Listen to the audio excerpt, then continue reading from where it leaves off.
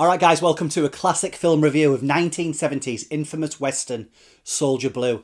Now this stars Candice Bergen, Peter Strauss and Donald Pleasance, and it was directed by Ralph Nelson, and this is the story of two survivors of a brutal Cheyenne ambush who must travel across country to reach the safety of the nearest fort. Now the twist is that despite being a soldier, the guy is a bit of a wet blanket and the woman is the ex-wife of a Cheyenne chief.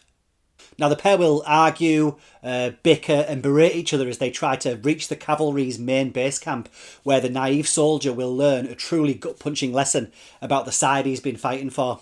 You ever see an Indian camp after the army's been there? Huh? You ever see the women and what was done to them before they were killed? Ever see the little boys and girls stuck on the long knives? Now this is almost a forgotten film these days, which is a huge shame. It's by no means perfect for reasons that I'll get into, but many reviews and criticisms of Soldier Blue that I've read seem to complain about the very things that I think make it so unique and enjoyable. Let's take a look.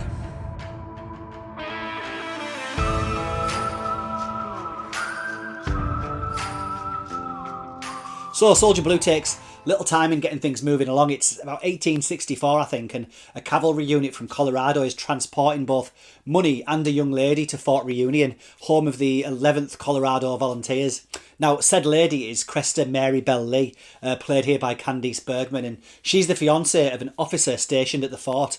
However, 2 years ago, in classic The Searchers style, she was taken by the Cheyenne and has just escaped, hoping to join her fiancé out west. Now, after they've been ambushed, Cresta and a single surviving soldier, Honus Grant, played by Peter Strauss, who Cresta nicknames Soldier Blue, must make their escape.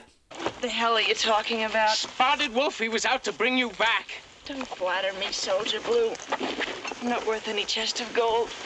They've got no use for gold. Well, what the hell do you think they were fighting with? Now, it's not a spoiler to say that ultimately they will get to Fort Reunion, where they will learn of a planned attack of Cresta's former village, an attack that provides this movie with a final act of ferocious violence, but we won't get ahead of ourselves. I think it's Spotted Wolf. My God, sir, he's got a flag of truce. Nonsense. Well, here, seek for I yourself. told you, Lieutenant, give the order. Sir? Well, give the order! Yes, sir. Open fire! So, where to start with this?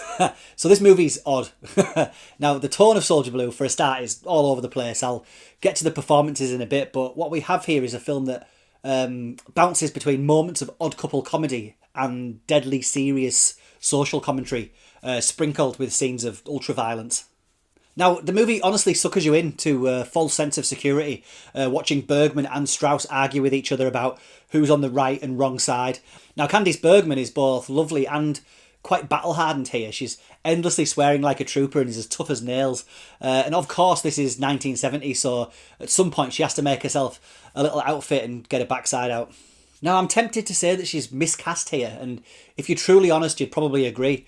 She seems far too modern to be living in 1864, but then if this part was cast more in line with reality, it would be nowhere near as entertaining.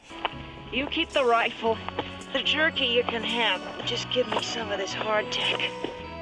There. There we are. Good luck, Soldier Blue. I'll tell him at the fort it wasn't my fault.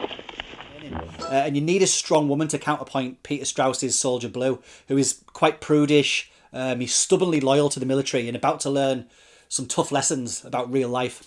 Put one poor devil out of its misery. Damn you! Where are you going?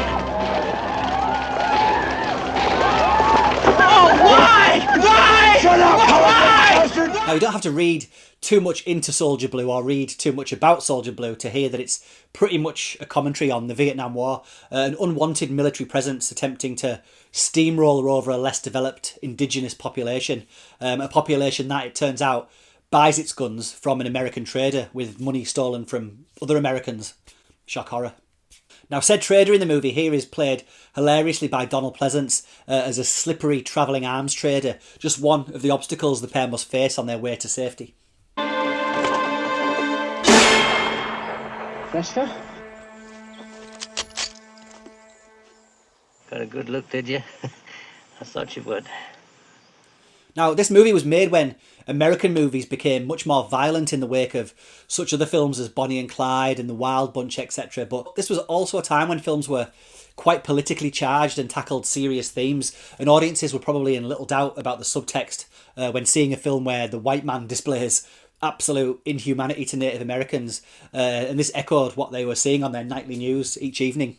Now, Soldier Blue was directed by Ralph Nelson, and he originally delivered a pretty hard R-rated cut of the movie that had test audience members sickened and appalled, to the point the studio requested many cuts. Now, the UK cut I'm reviewing is edited quite sloppily in some places, but still features moments of jarring violence. But I'm not sure if I've read somewhere that the UK cut is still the least censored version out there.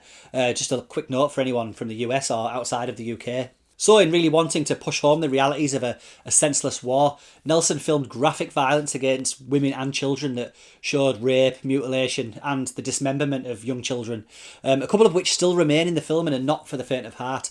It's honestly an emotional sledgehammer of a final act, and aside from the brief opening massacre very much at odds with the rest of the movie that you've just spent the last hour and a half watching, and it's here where the Western archetypes of cinema are flipped over. The brave cavalry's Colonel Iverson, played by John Anderson, would usually be the hero of certainly a classic Western, and George Rivero's Chief Spotted Wolf would be the savage. Here it's not so simple. So Soldier Blue was released in the summer of 1970 in the US, but here in the UK we'd have a 9-month wait, but it would become one of the highest grossing films of the year, and even featured a top 10 hit in Buffy St. Marie's rendition of the film's opening theme song, which is all the more bizarre that it's fallen out of the conversation. I've had a quick peek around the internet for some of those 10 most violent westerns lists, and this isn't even on most of them, which shows even the so-called experts that make those lists probably haven't even seen this. Now, of course, I can imagine this not going down well with a US audience who have more of a romanticised image of the US cavalry as heroes riding to the rescue, and Soldier Blue certainly does its best to shatter that very American movie myth. Now, of course, though, the manufactured to shock video nasties era was yet to come, and these days we have even more extreme examples in the Western genre. I'm looking at you, Bone Tomahawk. So Soldier Blue was based on the novel Arrow in the Sun by Theodore Olson, and is loosely based on the account of the Sand Creek Massacre, one of the most infamous incidents in the history of the American frontier, in which Colorado Territory militia massacred a defenceless village on the Colorado Plains. As is so often the case, our actual history proving more horrifying than any movie could hope to be. Go check it out. You men here today have succeeded in making another part of America a decent place for people to live. We have given the Indian a lesson he will not soon forget.